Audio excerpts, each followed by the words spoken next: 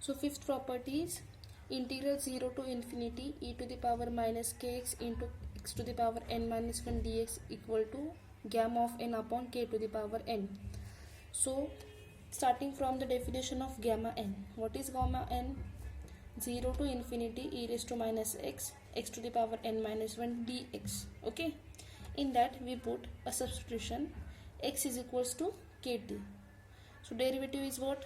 Dx is equals to k times dt. Okay, now we check limit.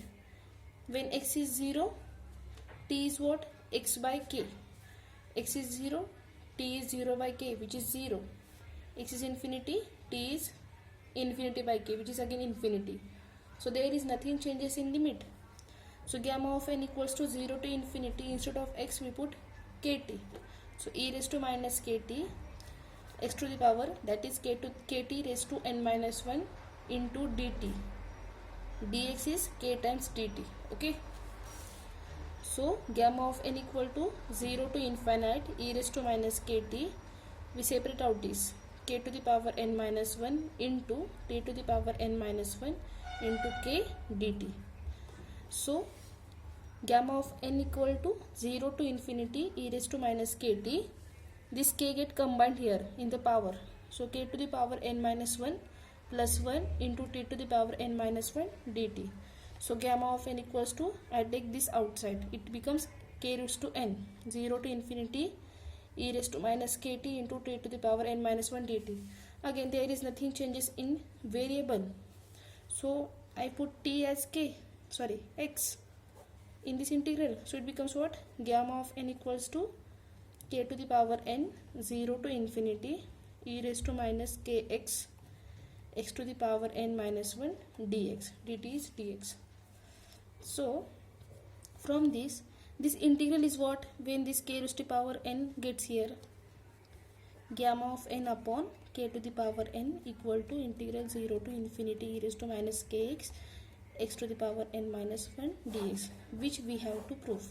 The integral value of this is gamma of n upon k to the power n. Okay, so let's we check some examples.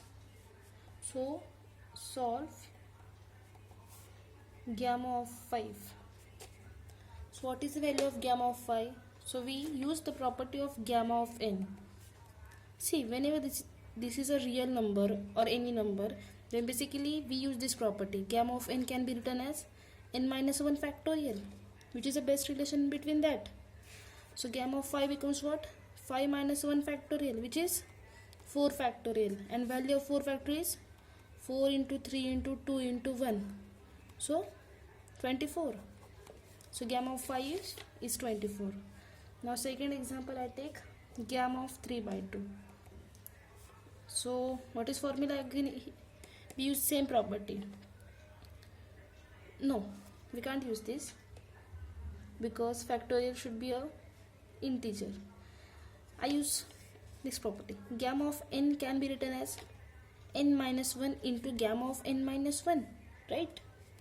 So gamma of 3 by 2 can be written as 3 by 2 minus 1 into gamma of 3 by 2 minus 1. 3 by 2 minus 1 is 3 minus 2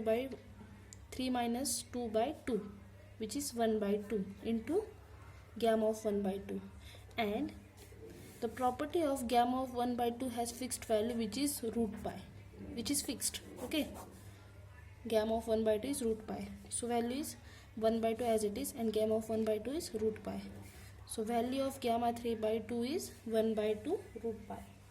Okay, don't be confused.